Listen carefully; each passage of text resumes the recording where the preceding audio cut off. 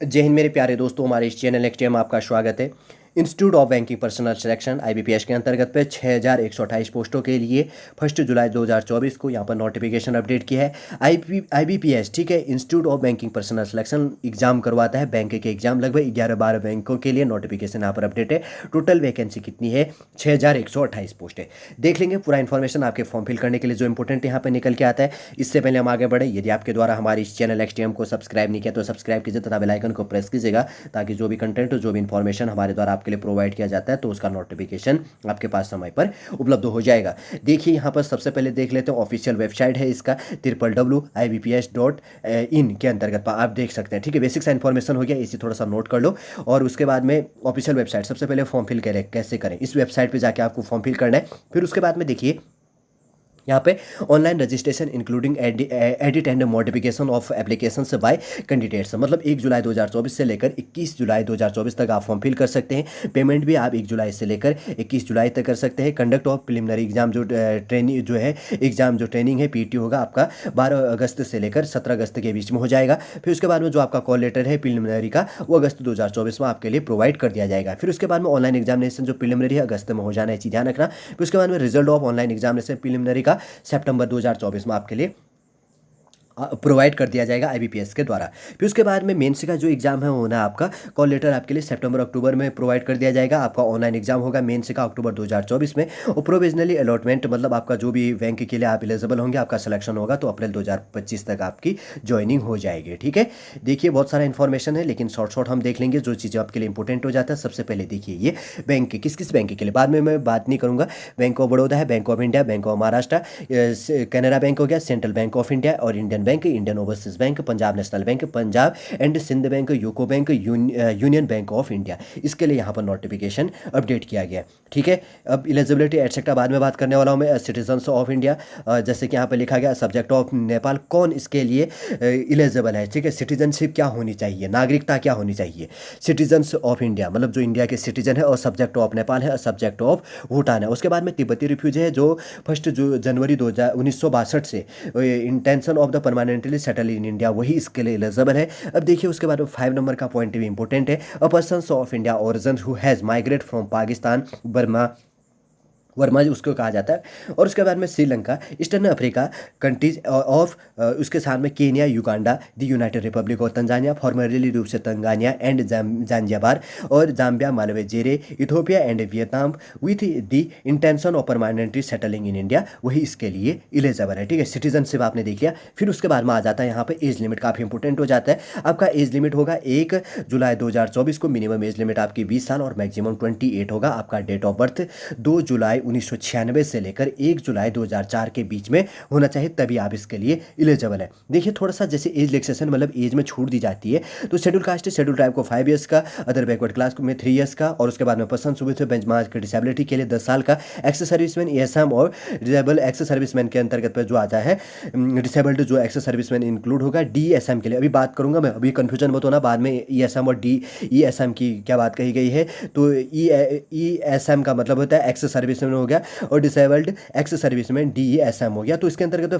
3+ year होना है। उसके बाद में डिफेंस फोर्स बेस के अंतर्गत पे 8 ईयर्स फॉर डिसेबल्ड हो गया ex serviceman belonging to the schedule caste schedule tribe, और subject to the maximum age limit आपकी 50 साल इसके अंतर्गत पे लिया जाएगा। 5 नंबर का है, widow divorced women and women's legally separated from their husbands who has not remarried, अगर उसका वो जनरल कैटेगरी के अंतर्गत पाती तो 35 एज लिमिट होना चाहिए जनरल और EWS के लिए, और OBC इंक्लूड है तो 38 ईयर्स, और उसके बाद में शेड्यूल कास्ट और शेड्यूल ट्राइब है तो 40 ईयर्स होना चाहिए, वो इसके लिए एलिजिबल है। ठीक है, को विडोज हो गया divorced women and women's legally separated from theirs husbands who has not remarried. 6 number का है, persons affected by the 1984 riots, अफरा तफरी के अंतर्गत पे, तो उसको 5 साल की इसके अंतर्गत पे छूट दी जाएगी। कब से? 1984 का जो अफरा तफरी हुआ था। ठीक है, अब देख लीजिएगा कौन सा है, अगर आपको मालूम नहीं है तो नॉलेजेबल काफ़ी इंपॉर्टेंट हो जाता है, आपके लिए क्वेश्चन भी हो जाता है कि 1984 का रियोट अफरा तफरी क्या था। ऐसे गूगल पर डालिएगा। ठीक है, चलिए देख लेंगे आने वाले बाद में। अब उसके बाद में आगे देखते हैं एजुकेशन क्वालिफिकेशन संबंधी क्या चीज़ें होती हैं, क्या चीज़ें यहाँ पे निकल के आ रहा है, क्या चीज़ आपके लिए इंपॉर्टेंट है, वही चीज़ें मैं यहाँ पर शॉर्टली रूप से डिस्कस करता हूँ। लेकिन बहुत सारा इंपॉर्टेंट इंस्ट्रक्शन तो दिया गया है, और लेकिन बात क्या करनी है, इंपॉर्टेंट एजुकेशन क्वालिफिकेशन यहाँ पे इंपॉर्टेंट हो जाता है। A degree graduate in any discipline from university recognised by the governments of India और any equivalent qualification recognised as such by the central government, वही इसके लिए एलिजिबल है। फिर उसके बाद में ये कहा गया है the candidate must pass valid marksheet degree certificate, मतलब ये कहा गया ही एंड सी, मतलब मेल और फीमेल के लिए एक्सेट्रा के लिए इंक्लूड किया गया है। ऑब्टेन्ड मार्क्स ग्रेजुएट आपका वहाँ पे रजिस्टरिंग होना चाहिए, रजिस्टर्ड होना चाहिए, ये आपका ध्यान में रखना है। और उसके बाद में कंप्यूटर लिटरेसी, मतलब नॉलेज क्या होना चाहिए, obtained and working knowledge in computer systems in mandatory हो गया। Candidate should has certificate diploma degree in computer operations, और ऑब्लिक किया गया है लैंग्वेज, ऑब्लिक किया गया है शुड हैज स्टडीज होना चाहिए आपका में computer information technology as one of the subject in the high school college और इंस्टीट्यूट, वही इसके लिए एलिजिबल है कंप्यूटर लिटरेसी के अंतर्गत पे। ठीक, ध्यान रखना है। एजुकेशन क्वालिफिकेशन वैसे ग्रेजुएशन मांगा गया है खासतौर पे, और पूरा इन्फॉर्मेशन अपडेट हो गया। एजुकेशन क्वालिफिकेशन काफ़ी इंपॉर्टेंट हो जाता है। देखिए फॉर्म फीस की बात कर लेते हैं। यहाँ पर आपका फॉर्म फीस है 175 रुपये है, जीएसटी इंक्लूड करके, schedule caste, schedule tribe, PWD, ESM और DSM के लिए। और उसके बाद में 850 रुपये फॉर्म फीस है इंक्लूडिंग GST और अदर कैटेगरी के जो भी कैंडिडेट इसके अंतर्गत पे एलिजिबल होंगे। अब देखिए स्ट्रक्चर ऑफ एग्जामिनेशन की बात करेंगे तो प्रीलिमिनरी जो आपका एग्जाम होना है, तो प्री का जो सिलेबस है इसके अंतर्गत पे इंग्लिश लैंग्वेज इंग्लिश में होगा, 30 क्वेश्चन होंगे। मिनिमम नंबर ऑफ क्वेश्चन है 30 क्वेश्चन, 30 मार्क्स का, 20 मिनट का टाइम होगा। सेकेंड है न्यूमेरिकल एबिलिटी के अंतर्गत पे नंबर ऑफ क्वेश्चन 35 क्वेश्चन और 35 मार्क्स का, 20 मिनट यहाँ पर टाइम दिया जाएगा। और थर्ड नंबर है रीजनिंग एबिलिटी के अंतर्गत number of question 35 question, 35 marks का, 20 मिनट का आपको यहाँ पर टाइम दिया जाएगा। टोटल कितना है, नंबर ऑफ क्वेश्चन 100 मार्क्स, और यहाँ पर 100 क्वेश्चन होंगे, और 60 मिनट 60 मिनट का आपको यहाँ पर टाइम दिया जाएगा प्रीलिमिनरी के लिए। उसके बाद में मेंस एग्जाम के लिए देखिए यहाँ पे क्या है, जनरल बेस के अंतर्गत हुआ, फाइनेंशियल अवेयरनेस के अंतर्गत पे यहाँ पे मीडियम ऑफ एग्जामिनेशन नहीं दिया गया है, लेकिन हिंदी इंग्लिश दोनों होगा। यहाँ पे नंबर ऑफ क्वेश्चन 50 क्वेश्चन और 50 मार्क्स का यहाँ पे इंक्लूड हो जाता है, 35 मिनट का टाइम दिया जाएगा। सेकंड है जनरल इंग्लिश लैंग्वेज होगा, 40 question 40 marks 35 minute. Third number है reasoning ability and computer aptitude, 50 question 60 minute का टाइम दिया जाएगा, और नहीं 50 क्वेश्चन 60 मार्क्स का 45 मिनट का टाइम दिया जाएगा। फोर्थ नंबर का क्वांटिटेटिव एप्टीट्यूड 50 क्वेश्चन होगा यहाँ पे, और 50 मार्क्स का, मतलब टोटल आपका 190 क्वेश्चन और 200 मार्क्स का पेपर होगा। 160 मिनट का आपको, मतलब 2.5 घंटे का आपको टाइम दिया जाएगा मेंस के लिए। ठीक है, ऑफिशियल वेबसाइट क्या है, www.ibps.in पे जाकर आप फॉर्म फिल कर सकते हो। वैसे तो मैंने पहले प्रोवाइड किया है। आपका लैंग्वेज जो भी स्टेट के अंतर्गत जो भी लैंग्वेज है, यूटी के अंतर्गत जो भी लैंग्वेज है, वो यहाँ पर प्रोवाइड किया गया है। जैसे यहाँ पे देखिए वेस्ट बंगाल के अंतर्गत पे हिंदी इंग्लिश और बंगाली है, और हिंदी इंग्लिश जो चीज़ है उर्दू जहाँ पर चलता है जैसे उत्तर प्रदेश में, तो वही आपका यूटी और स्टेट के अंतर्गत जो भी लैंग्वेज है उस बेस में आपका एग्जाम होना चाहिए, और आपका उस राज्य का लैंग्वेज आपको आना चाहिए। ठीक है, ये चीज़ भी आपको ध्यान में रखना चाहिए। मतलब हिंदी इंग्लिश खास तौर पे, जैसे बंगाली है तो बंगाली लैंग्वेज आपको आनी चाहिए अगर आप ये पश्चिम बंगाल वेस्ट बंगाल के अंतर्गत फॉर्म फिल करते हैं तो। उसके बाद में अलॉटमेंट कर दिया जाएगा, आने वाले समय में बात करेंगे। लेकिन देखते हैं और क्या चीज़ यहाँ पे छूट रहा है आपके लिए। वैसे तो इंपॉर्टेंट की पॉइंटों को डिस्कस कर दिया। हाउ टू अप्लाई की बात कही गई है, तो ये हाउ टू अप्लाई के अंतर्गत वही फॉर्म फीस तो मैंने पहले भी आपके लिए प्रोवाइड कर दिया था कि 175 रुपये और 850 रुपये फॉर्म फीस है। किस कैटेगरी के अंतर्गत पे कितनी फॉर्म फीस है, ये चीज़ मैंने पहले बात कर लिया था। ठीक है, आगे देखते हैं उसके बाद में क्या चीज़ें हैं इंपॉर्टेंट इंस्ट्रक्शन। लेकिन वही बात करेंगे ना, अभी वैकेंसी अपडेट की गई है, आगे कहाँ पर क्या चीज़ें हैं, क्या चीज़ें आपके लिए अपडेट होनी है, कैसे आपको क्या चीज़ करना है, वो चीज़ें यहाँ पर बात की गई थी। और उसके बाद में सिलेबस सॉलिड रूप से थोड़ा बहुत सॉलिड रूप से सिलेबस भी देख लिया कि क्या चीज़ें हैं। देखिए वैकेंसी यहाँ पर बटी है ना, आप कैटेगरी वाइज देख लीजिएगा। और उसके बाद में यहाँ पर वैकेंसी का क्रम ये देखिए, अलग अलग स्टेट ड्यूटी का अलग से दिया गया है सारे बैंकों का। तो टोटल देखिए यहाँ पर जो चीज़ें हैं, एक ही कैनरा बैंक का है, ठीक है, अंडमान एंड निकोबार का जो दिया गया है। तो यहाँ पर जैसे कि यहाँ पर देख रहे होंगे आप कि कैनरा बैंक के अंतर्गत पे एक वैकेंसी अंडमान निकोबार में टोटल एक पोस्ट है, आप देख लीजिएगा सारा का सारा। ठीक है, देखिए जैसे आंध्र प्रदेश है, टोटल 105 पोस्ट हैं सारे बैंकों के अंतर्गत पे, कैटेगरी वाइज आपका देख लीजिए। और उसके बाद में तीसरा है अरुणाचल प्रदेश के अंतर्गत पे, टोटल यहाँ पर वैकेंसी 10 पोस्टें दी गई हैं सारे बैंकों के अंतर्गत पे। असम के अंतर्गत पे 75 पोस्टें हैं। और उसके बाद में बिहार के अंतर्गत पे 237 पोस्टें हैं। और चंडीगढ़ के अंतर्गत पे यहाँ पर जैसे कि कितना गया है, टोटल 39 पोस्टें हैं। और छत्तीसगढ़ के अंतर्गत पे 119 पोस्टें। और दादरा नगर हवेली एंड दमन एवं दीव के अंतर्गत पे टोटल यहाँ पर 5 पोस्टें। दिल्ली के अंतर्गत पे 268 सीटें। गोवा के अंतर्गत पे टोटल यहाँ पर 35।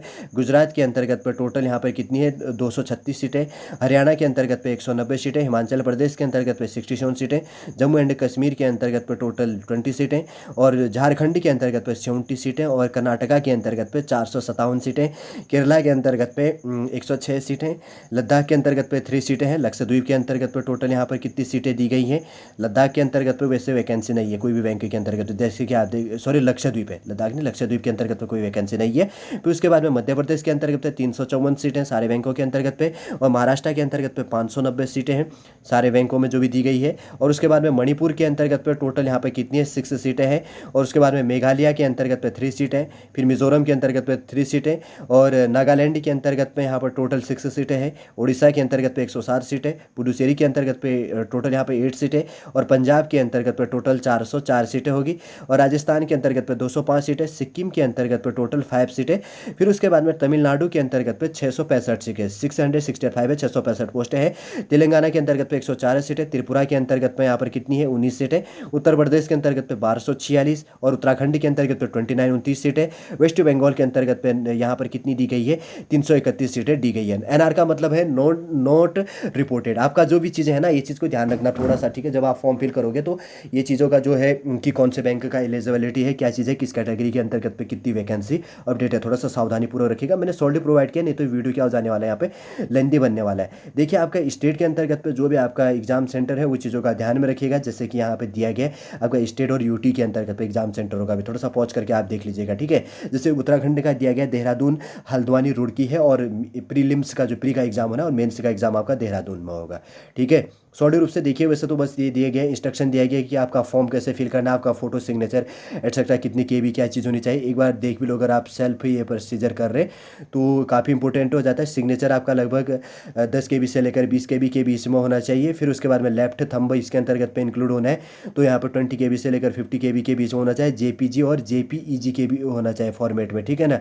हैंड राइटिंग डिक्लेरेशन इमेज जो है आपका 50 केबी से लेकर 100 केबी के बीच में होना चाहिए। क्या चीज़ें यहाँ पर मांगा गया, हैंड रिटर्न से जो डिक्लेरेशन से इमेज जो इंक्लूड होता है, और एक्सेट्रा जो भी चीज़ें होंगी वैसे इंस्ट्रक्शन बेसिक सा दिया गया है। जब आप फॉर्म फिल करेंगे तो आपको ऑटोमेटिकली रूप से नॉलेज हो जाएगा। देखिए आईबीपीएस के अंतर्गत पे, institute of banking personal selection commission के अंतर्गत पे जो बैंकों के लिए यहाँ पर अलग अलग बैंकों के लिए वैकेंसी अपडेट किया गया था 6128 पोस्टों के लिए।